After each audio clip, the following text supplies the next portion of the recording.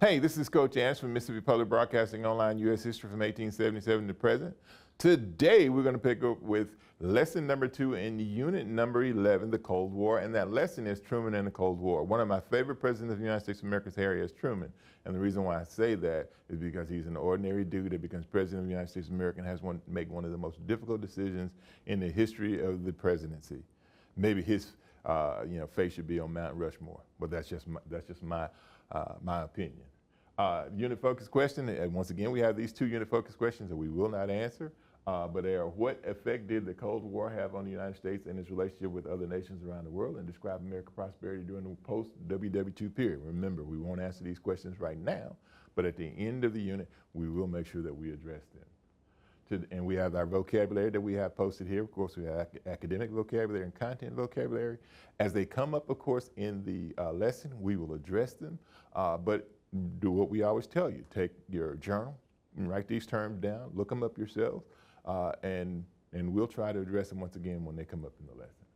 The lesson focus question we will address, of course, at the end of this particular lesson, and it's: what was Truman's plan to address the communist advance during Cold War, and what events caused Truman and the United States to spread the scope of the U.S. fight against communism?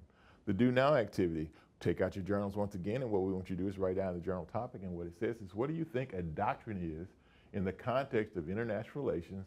Jot down your thoughts and keywords at this time, and we'll be back in a few moments to find out what you think.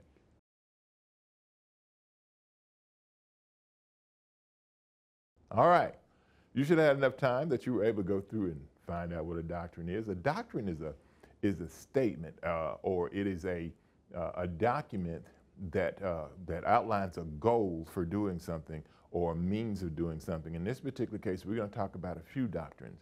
We're going to talk about something called the Truman Doctrine, and a little bit later we're going to talk about something called the Eisenhower Doctrine. And what both of them were plans, actually. And what they were plans of action. And we're going to jump into what those plans of actions would be for each president coming up. But for now, we're going to address Harry S. Truman, President of the United States of America. The origins of containment. All right, you have to understand now, the United States of America is at a crossroads after World War II. What do we do, of course, with the Soviet Union? Do we continue to treat them like, of course, an ally, or we see them, of course, as being a threat?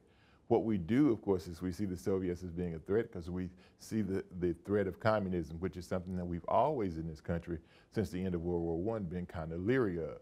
Containment started with the analysis of the Soviet mindset with U.S. diplomat in Russia. His name was George Kennan.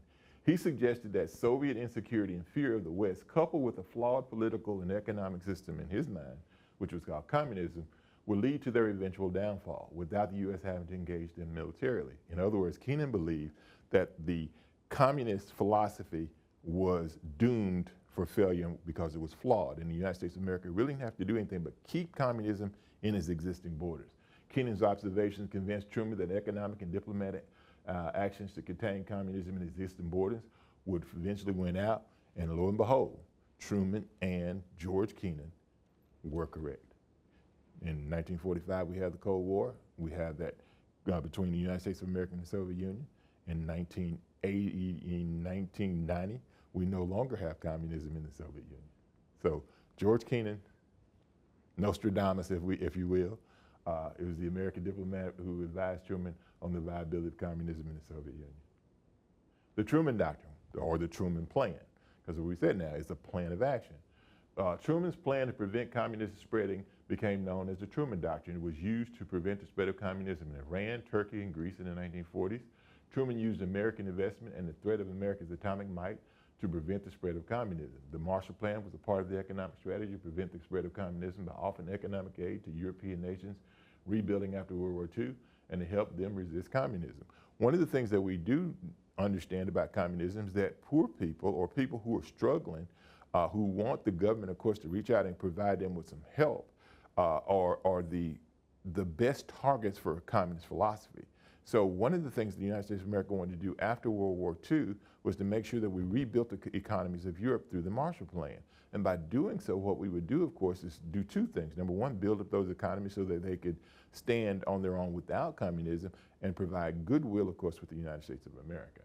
North Atlantic Treaty Organization, or NATO, was created as an alliance against communism. Any of those nations of Western Europe that wanted to become a part of NATO could align themselves with the United States of America, and the United States of America would pledge to do what it could, of course, to make sure that communists, and particularly the Soviet Union, would not come into their borders. As the United States of America created NATO, and the Allies created NATO, the Soviet Union created the Warsaw Pact. And it was comprised mainly of the Eastern European satellites that Stalin had created as a buffer zone to Western Europe. The Berlin Airlift demonstrated the U.S. commitment to keep West Berlin free from Soviet control by airlifting supplies into West Berlin to break the Soviet blockade. Remember what we were talking about when we were talking about that, where West Berlin was. When we were talking about where West Berlin was, it was inside of communist East Germany. So one of the things that the Soviets did, they wanted to make all of Berlin to be communist. So they blockaded and didn't allow American supply trucks and vehicles, of course, to get into West Berlin, to put pressure on them to turn to communism. But rather than allow that to happen in the United States of America under the Truman Doctrine, we flew in supplies to the West German people, and it showed America's commitment to making sure that we kept West Berlin free and democratic.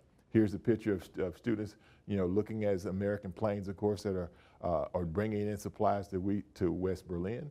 And once again, it just gives you what America's commitment was to ensure that communism didn't take hold. Here we have the NATO countries and the Warsaw Pact. Everything that you see in blue, of course, is NATO. Everything you see in pink over there would be Warsaw Pact, which would be communist and aligned with the Soviet Union. All right, the spread of containment into Asia. Just as we were afraid that communism would take hold, of course, in Europe, we were also afraid it would take hold, of course, in Asia. The defeat of the nationalist Chinese leader Chiang Kai-shek by the communists of Mao Zedong alerted the U.S. to the need to prevent spread of communism in Asia. The U.S. started by not recognizing the communist government in mainland China and only recognized the nationalists who fled to Taiwan after their defeat. That action allowed the nationalist Chinese to keep their seat on the United Nations Security Council and keep their veto power. In other words, it's not going to be until the Nixon administration in the 1970s that we will actually start to recognize communist China.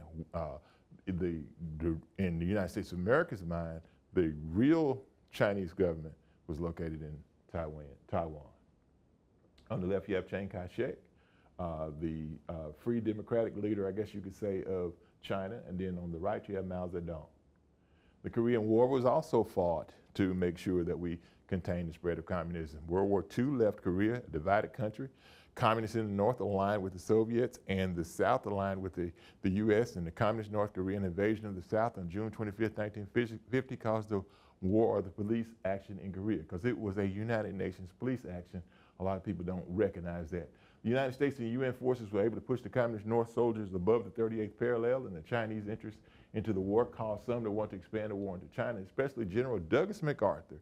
He told Truman, and he criticized Truman publicly, saying that Truman, instead of fighting a limited war, he should declare war on China also and really end this particular war. As a result, Truman fires MacArthur, and the Korean War would end in July of 1953. And what it did, though, is it started the military buildup between the United States of America and the Soviet Union. Here you have communist North Korea, and you have democratic South Korea. And it's separated at the 38th parallel. And if you were to go to Korea today, it's still separated at the 38th parallel. At this time, we'll look at an activity on the Berlin Airlift. So we would like to pause the presentation and allow you time to copy the activity on the Berlin Airlift. Once you have completed the activity, you should turn it into your teacher to be graded. Good luck, and we will see you in a bit to review your answers. So at this time, go ahead and copy it, and then we'll pause and give you a few minutes to get your answers together.